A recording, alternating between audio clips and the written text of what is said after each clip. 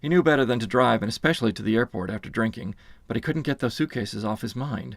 Maybe, just maybe, he could pull something off. At least, just take a look around. Since it was so late, he parked right outside the baggage area where the limos usually park. There was one lone limo with a sleeping driver in the front seat. Grant had his ID badge and a couple of stories ready, depending on who he might run into. The baggage area and carousels were empty of luggage, and there wasn't a soul to be seen. He wasn't sure if the missing bags were a good or bad omen. Now, coming from passenger service, Grant wasn't familiar with the area. He walked into the back room, and there were the suitcases, chained to a luggage rack with a couple of other unclaimed bags. He felt relieved just knowing they were there.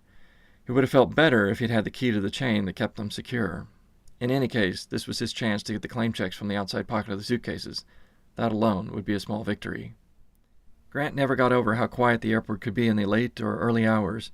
He had been there early before. It made him think of the time he was in a little theater group, and how the empty, lonely theater came alive when the actors and audience started filing in.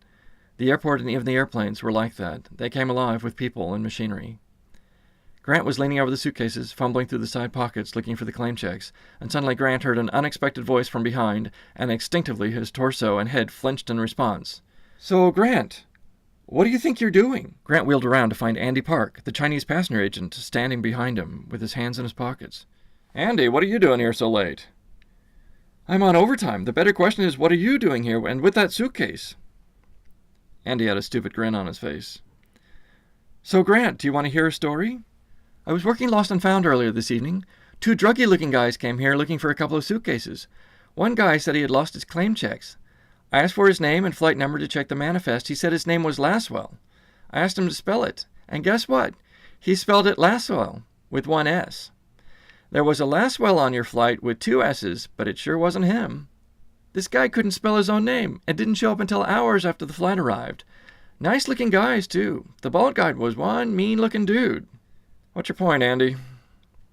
"My point is this. They described the suitcases to a T, including the ribbons tied to the handles.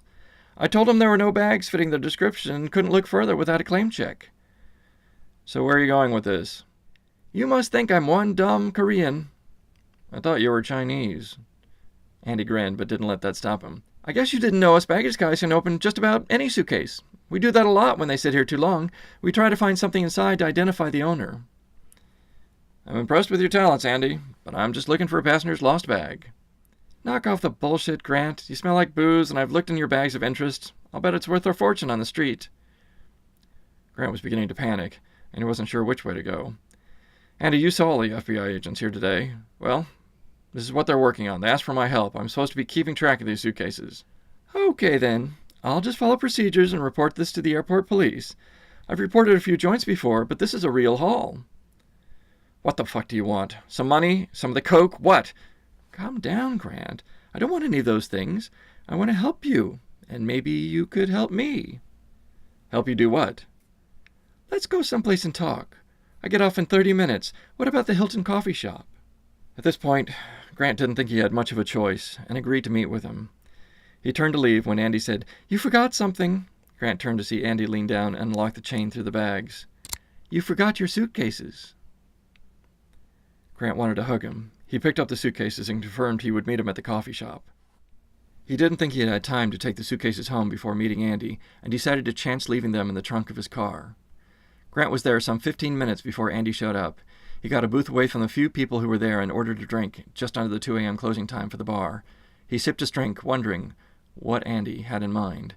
He didn't want money, any of the coke. Hell, he could have taken it all if he wanted.